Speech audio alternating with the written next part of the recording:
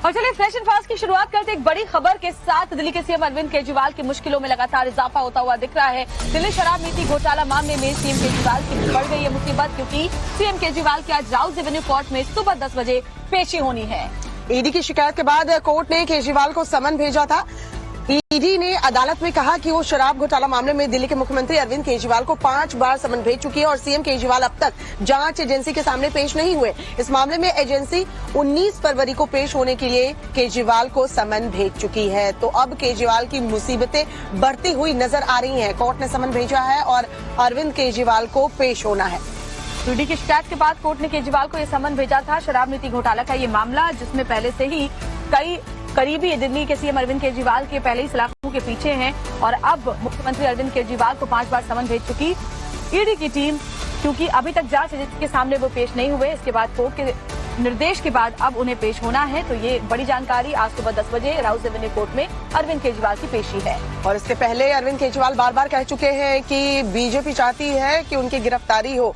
जांच एजेंसियां जो है उन्हें गिरफ्तार करना चाहती हैं। 5 बार समन भेजने के बावजूद जो है अरविंद केजरीवाल ईडी के सामने पेश नहीं हुए, लेकिन वो तमाम मंचों से ये बात कह रहे हैं कि उनकी गिरफ्तारी संभव है। पुलकित हमारे सहयोगी इस खबर पर हमारे साथ जुड़ चुके हैं। सीधा रुख करते हैं पुलकित का। पुलकित, आज 10 बजे अरविंद केजरीवाल की पेशी होनी है राउज एवेन्यू कोर्ट में। उसके पहले क्या आम आदमी पार्टी की तरफ से किसी तरह का कोई प्रदर्शन देखने को मिल सकता है? क्योंकि बार बार अरविंद केजरीवाल कह चुके हैं कि उनकी गिरफ्तारी संभव है, हो सकती है। देखिए, अब भी इस बात पर संशय बना हुआ है कि अरविंद केजरीवाल क्या आज कोर्ट जाएंगे या नहीं जाएंगे। उसकी 2 वजह हैं। पहला ये कि आज दिल्ली विधानसभा के अंदर विश्वास मत पर चर्चा के साथ वोटिंग होनी है। कल अरविंद केजरीवाल ने विश्वास मत को विधानसभा के अंदर रखा था और विधानसभा की कार्रवाई 11 बजे से शुरू होनी है। 10:30 बजे उन्हें कोर्ट भी पहुंचना है। तो 2 चीजें हैं, या तो अरविंद केजरीवाल आज पहले कोर्ट जाएंगे या फिर विधानसभा में अपनी सरकार के लिए विश्वास मत पर चर्चा और वोटिंग में हिस्सा लेंगे। अब ये भी सूत्र कह रहे हैं कि हो सकता है कि अरविंद केजरीवाल विश्वास मत और अपनी विश्वास मत पर चर्चा पर विधानसभा जाएं, ना कि कोर्ट जाएं, और कोर्ट में इस बात को रख दें कि उन्हें आज विधानसभा में विश्वास मत पर चर्चा में हिस्सा लेना पड़ा क्योंकि विधानसभा का सत्र चल रहा है। तो अभी इस बात पर संशय बना हुआ है कि अरविंद केजरीवाल क्या कोर्ट जाएंगे या नहीं जाएंगे। उनका 10:30 बजे का समय है। पार्टी की तरफ से कोई भी अनाउंसमेंट नहीं किया गया है, ना तो कार्यकर्ताओं को जुटाया गया है, ना ही किसी तरीके की भीड़ जुटाई गई है, ना ही ये संदेश दिया गया है अभी तक कि क्या अरविंद केजरीवाल कोर्ट जाएंगे या फिर विधानसभा जाएंगे। अभी पार्टी की तरफ से कुछ भी साफ नहीं किया गया, लेकिन सूत्र इस ओर भी इशारा कर रहे हैं कि हो सकता है कि अरविंद केजरीवाल कोर्ट न जाकर विधानसभा चले जाएं। जी, आप बने रहे पुलकित हमारे साथ। बड़ी खबर जो ये है कि आज जिस तरह से पुलकित जानकारी दे रहे हैं, पेश होने पर संशय बरकरार है। हालांकि 5 बार ईडी की टीम जब समन भेजी थी तब भी अरविंद केजरीवाल नहीं पहुंचे थे पूछताछ के लिए, जिसके बाद कोर्ट में शिकायत की गई थी और अब आज राउज एवेन्यू कोर्ट में पेशी है। लेकिन विधानसभा वो जाते हैं या कोर्ट जाते हैं, इस पर नजर सबकी बनी रहेगी। ये बड़ी खबर और इस पर जानकारी दे रहे हैं। और बीच एक और बड़ी खबर ये, दिल्ली विधानसभा में आज विश्वास मत प्रस्ताव पर चर्चा है। कल दिल्ली विधानसभा में ये प्रस्ताव पेश किया गया था। सीएम अरविंद केजरीवाल ने विश्वास मत प्रस्ताव जो है वो रखा था और प्रस्ताव के जरिए आप विधायकों के एकजुट दिखाने की कोशिश दरअसल की गई थी, क्योंकि अरविंद केजरीवाल कई बार आरोप लगा चुके हैं कि उनके विधायकों को तोड़ने की कोशिश जो है वो की गई है। ऑफर जो है वो बीजेपी की तरफ से दिए गए। अरविंद केजरीवाल ने ये दाव ऐसे वक्त पर चला है जब दिल्ली पुलिस उनसे आप विधायकों की खरीद फरोख्त पर सबूत मांग रही है। बताया जा रहा है कि केजरीवाल ने आप विधायकों की एकजुटता को दिखाने के लिए विश्वास मत प्रस्ताव की कवायद की है। आप संयोजक कई दफा बीजेपी पर आरोप भी लगा चुके हैं, आप विधायकों की खरीद फरोख्त की और दिल्ली सरकार के खिलाफ साजिश रचने के आरोप लगा चुके हैं भारतीय जनता पार्टी पर। कल भी सीएम केजरीवाल ने दिल्ली विधानसभा में बीजेपी पर बड़ा हमला किया था और ऐसे में क्योंकि दिल्ली विधानसभा में आज विश्वास मत प्रस्ताव पर चर्चा है, देखना होगा क्या कोर्ट जाते हैं या फिर सीधे विधानसभा जाते हैं और आज एक बार फिर से पेश नहीं होते हैं। तो ये बड़ी खबर और पुलकित भी हमारे साथ लगातार जुड़े हुए हैं। तो ये बड़ी जानकारी आपको दे रहे हैं। दिल्ली में आज गहमा गहमी काफी देखने को मिलने वाली है, क्योंकि एक तरफ जहां तो जाहिर तौर पे ये पूरा जो तथाकथित शराब घोटाला, ये कोई शराब घोटाला नहीं है। इन्होंने कोई जांच वांच नहीं करनी। इन्होंने जैसे अन्य प्रदेशों में हम देख रहे हैं एक के बाद एक पार्टियां तोड़ रहे हैं, सरकारें गिरा रहे हैं केवल झूठे झूठे केस करके। इनका मकसद यहाँ पे दिल्ली के अंदर शराब घोटाले की आड़ में गिरफ्तार करके आम आदमी पार्टी के सभी नेताओं को इन्होंने गिरफ्तार कर रखा है। गिरफ्तार करके, और इनका मकसद दिल्ली के अंदर सरकार गिराना है, क्योंकि इन्हें पता है कि दिल्ली में चुनाव तो जीत नहीं सकते, पूरी जिंदगी में भी नहीं जीत सकते दिल्ली में चुनाव। तो अब चुनाव नहीं जीत सकते तो किसी भी तरह से ये इनके इन प्रकार सरकार गिरा के और सरकार बना लो यहाँ पे। तो लेकिन ये भी इनका ऊपर वाले की दया है हमारे ऊपर, जनता का विश्वास है, ये प्रयास इनका सफल नहीं रहा। तो ये देखने के लिए और जनता को दिखाने के लिए कि हमारा एक भी एमएलए नहीं टूटा, हमारे सारे के सारे एमएलए आज भी हमारे साथ हैं।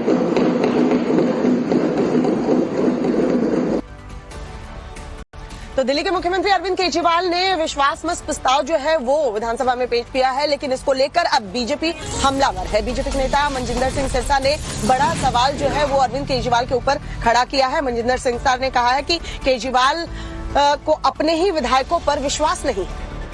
तो बड़ी जानकारी हम आपको दे रहे हैं, जहां देखिए ये सवाल बीजेपी की तरफ से खड़े किए गए हैं। मनजिंदर सिंह सिरसा ने केजरीवाल से पूछा है कि क्या उनको अपने विधायकों पर विश्वास नहीं है, वो अंदर से डरे हुए हैं। आप विधायकों को केजरीवाल पर भरोसा नहीं और केजरीवाल को अपने विधायकों पर भरोसा नहीं। अरविंद केजरीवाल जी अपनी सरकार के एमएलओ पे विश्वास नहीं करते और खुद अपनी सरकार के लिए ही विश्वास मत ला रहे हैं। वो जानते हैं करप्ट अरविंद केजरीवाल जी को एमएलए नहीं पसंद करते, वो डरे हुए हैं कि 19 तारीख को अगर उनके ऊपर कार्रवाई होगी तो एमएलए उनका बाद में साथ नहीं देंगे और वो मुख्यमंत्री नहीं रह पाएंगे। एमएलए उनको नहीं पसंद करते, इसलिए आज वो विश्वास प्रस्ताव खुद ही ला रहे हैं ताकि अगले 6 महीने तक विश्वास प्रस्ताव ना लाना पड़े। हम कहते थे अरविंद केजरीवाल जी बेईमान हैं, अरविंद केजरीवाल जी ने दिल्ली को लूटा है, हम कहते थे उनके एमएलए उनको नहीं पसंद करते, लेकिन आज अरविंद केजरीवाल जी ने सब कुछ खुद ही साबित कर दिया।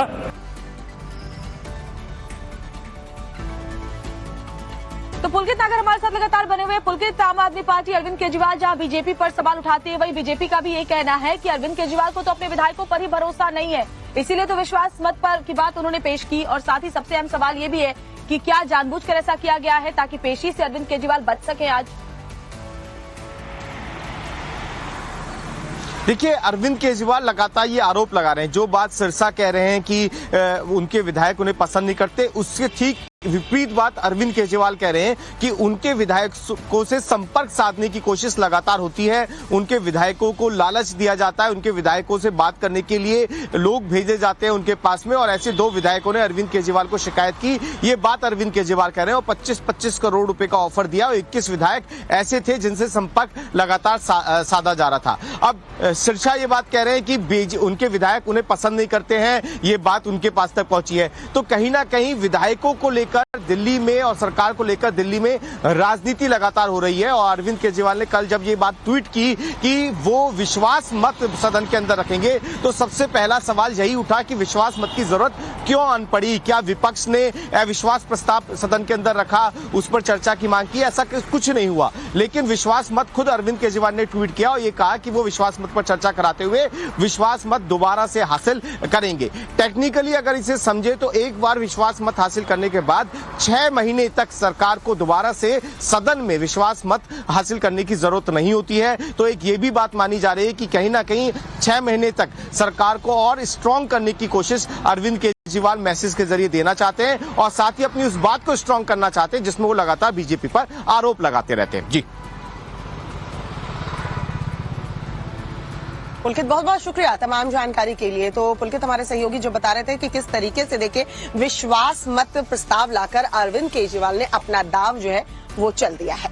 चलिए आगे बढ़ते हैं, बात अगली खबर की करते हैं। किसान आंदोलन की जानकारी आपको देते हैं, जहां पंजाब में आज बीजेपी नेताओं के घर के बाहर प्रदर्शन किया जाएगा। भारतीय किसान यूनियन ने ये ऐलान किया है। भारतीय किसान यूनियन उग्राहा ने ऐलान किया है, पंजाब में अगले 2 दिनों तक टोल फ्री प्रदर्शन करेंगे किसान। हरियाणा में चढ़ूनी ने ट्रैक्टर मार्च निकालने का ऐलान किया है। इन सब के बीच किसानों ने रविवार की बैठक तक दिल्ली कूच नहीं करने का फैसला भी लिया है। भारतीय किसान यूनियन ने फैसला लिया है। राकेश टिकैत की सिसौली के किसान भवन में बड़ी बैठक हुई है, जिसमें किसान आंदोलन को लेकर विचार विमर्श किया जाएगा। तो आंदोलन के दौरान एक किसान की मौत भी हो गई है, जिसके शव को आज बॉर्डर पर लाने की तैयारी है। तो माहौल को देखिए किस तरीके से गरमाया जा रहा है। दिल्ली कुछ नहीं करने का फैसला तो किया है भारतीय किसान यूनियन। राकेश टिकैत की सिसौली में ये बड़ी बैठक भी है और किसान आंदोलन की रणनीति को लेकर इसमें विचार विमर्श किया जाएगा। आगे की जो स्ट्रैटेजी होगी उस पर चर्चा की जाएगी।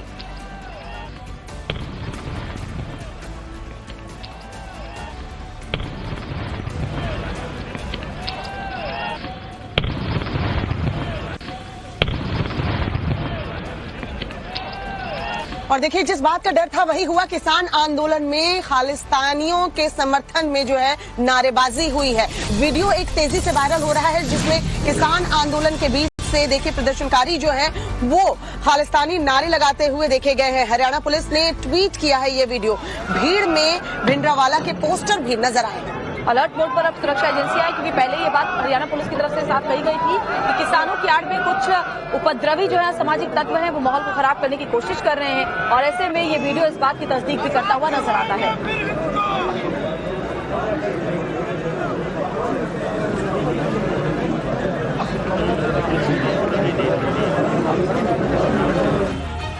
किसान आंदोलन का आज 5वां दिन है।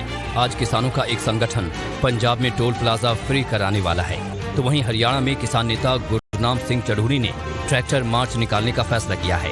लेकिन किसान आंदोलन का सेंटर पॉइंट है शंभू बॉर्डर। आंदोलन के चौथे दिन जो तस्वीरें सामने आई हैं, उसे देखकर बर्दाश्त करना मुश्किल है। देखिए, किसान आंदोलन में अब खालिस्तानी आतंकी भिंडरावाले का पोस्टर दिखने लगा है, या यूं कहें कि खुलकर सामने आने लगा है। ये जो 2 वीडियो सामने आए हैं, इसमें पहली तस्वीर शंभू बॉर्डर की है, जहां देखिए प्रदर्शनकारी कहां चढ़कर पोस्टर लगा रहे हैं और किसकी। दूसरी तस्वीर भी किसानों के प्रदर्शन की है। आप देख सकते हैं कि इसमें किसानों के साथ जो पोस्टर दिख रहे हैं वो खालिस्तान समर्थकों के हैं। आप देखिए, इन 3 तस्वीरों में से एक है दीप सिद्धू की, दूसरी तस्वीर अमृतपाल की है, तो वहीं तीसरी तस्वीर भिंडरावाले की है। इनके ही जयकारे लग रहे हैं। सवाल है कि जब बात किसानों की है तो वहां खालिस्तान का समर्थन क्यों? सुनिए किसानों के आंदोलन को लेकर कृषि मंत्री ने शुक्रवार को क्या कहा। उसमें अनुकूल और प्रतिकूल क्या क्या प्रभाव पड़ सकता है उसको हम नज़रअंदाज न करें। अच्छे माहौल में बातचीत हुई है और बातचीत का क्रम जारी है। शांतिपूर्ण ढंग से यदि हम बातचीत को आगे बढ़ाएंगे तो स्वाभाविक रूप से समाधान के रास्ते पर हम पहुंचेंगे। यकीनन माहौल का बड़ा महत्व होता है। अगर आंदोलन के दौरान यूं ही देश विरोधी करतूतें की जाएंगी तो फिर प्रदर्शन की अहमियत घट जाएगी और किसानों की मांग भी खटाई में पड़ जाएगी। हालांकि अब किसान आंदोलन में खालिस्तानी समर्थक नारेबाजी पर किसान नेता सरबंस सिंह पंढेर ने सफाई दी है। पंढेर ने कहा है कि हमारा आंदोलन पर पूरा नियंत्रण है और साथ ही उन्होंने ये भी कहा कि किसानों की मांगों के अलावा कोई एजेंडा हमारा नहीं है। सरकार से बातचीत करके बस हम मसले का हल चाहते हैं। तो ये बड़ी खबर आपको बता रहे, क्या उन्होंने कहा, सुनवा देते हैं आप।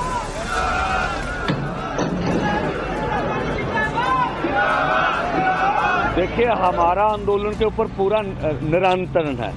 ये कुछ चैनल ये गलत प्रचार प्रोपेगेंडा कर रहे हैं।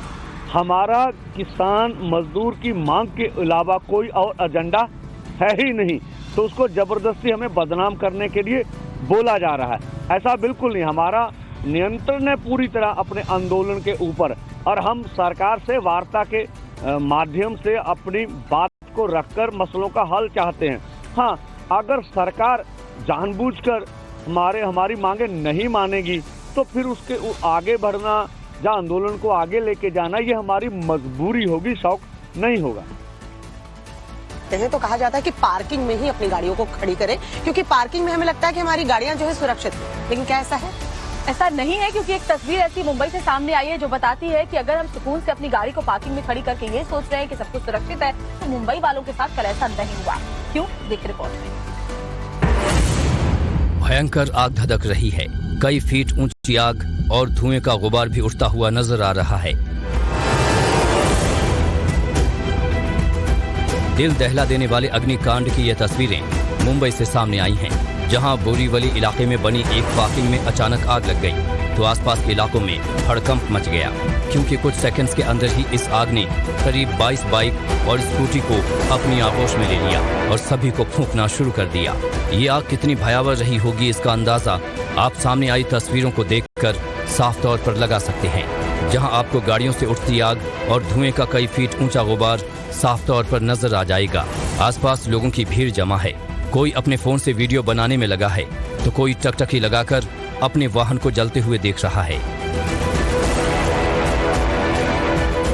आनन फानन में आग की खबर दमकल विभाग की टीम को दी गई। मौके पर फायर ब्रिगेड की टीम कुछ ही वक्त में पहुंच गई, लेकिन तब तक लगभग 20 बाइक और स्कूटी जलकर खाक हो चुकी थी। हालांकि ये आग कैसे लगी थी, इसकी वजह अभी तक सामने नहीं आ पाई है।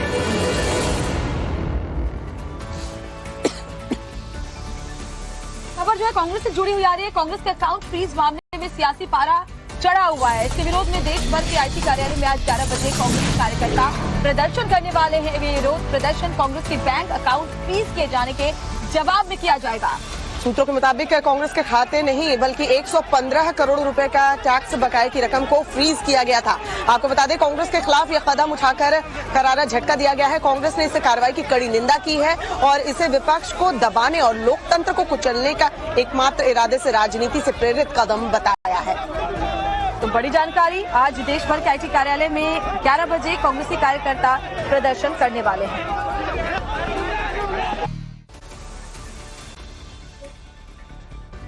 लोकसभा चुनाव से पहले बीजेपी का महामंथन जारी है। राजधानी दिल्ली में आज भारत मंडपम में 2 दिवसीय अधिवेशन बुलाया गया है, जहां अधिवेशन में 11,000 से ज्यादा नेता भारतीय जनता पार्टी के शामिल हैं। 2 दिन के अधिवेशन में 2047 तक का ब्लूप्रिंट बीजेपी की ओर से रखा जाएगा। दिल्ली के भारत मंडपम में भारतीय जनता पार्टी का आज से 2 दिवसीय अधिवेशन शुरू होने जा रहा है, जिसमें प्रधानमंत्री नरेंद्र मोदी, राष्ट्रीय अध्यक्ष जेपी नड्डा हिस्सा लेंगे। अधिवेशन की शुरुआत जेपी नड्डा के भाषण से होगी, जबकि समापन भाषण प्रधानमंत्री नरेंद्र मोदी देंगे।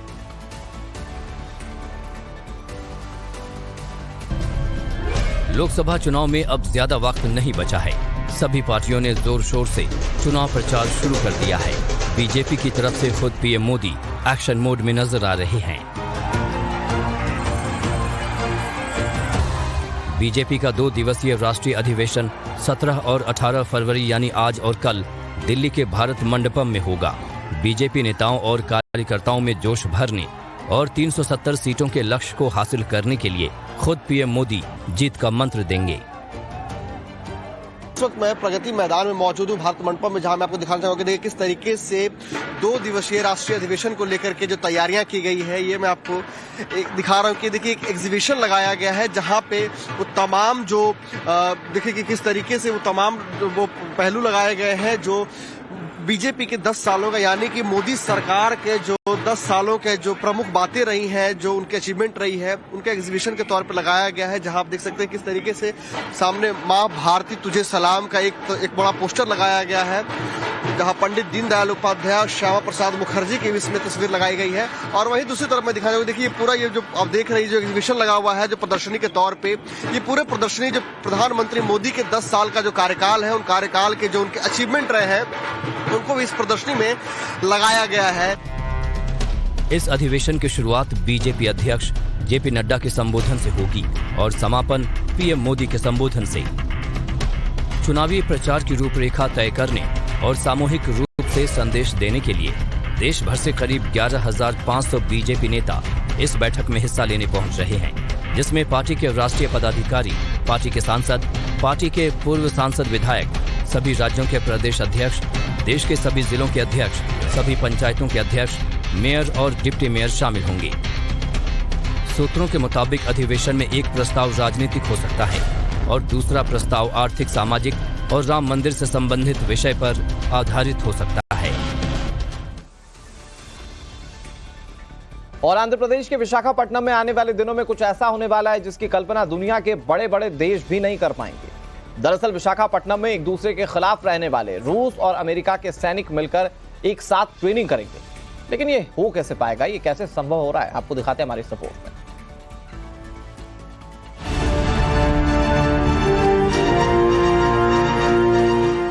48 घंटे बाद समंदर की लहरों पर होने वाला है सबसे बड़ा युद्धाभ्यास। ऐसी वॉर एक्सरसाइज जिसे देखकर चीन से पाकिस्तान का कलेजा कांप उठेगा। जब हिंद महासागर में दहाड़ेंगे भारतीय नौसेना के जांबाज, तो दुनिया करेगी सलाम। ब्लू वाटर में जब हिंदुस्तान के जंगी जहाज आगे बढ़ेंगे, तो दुश्मनों में मचेगी खलबली।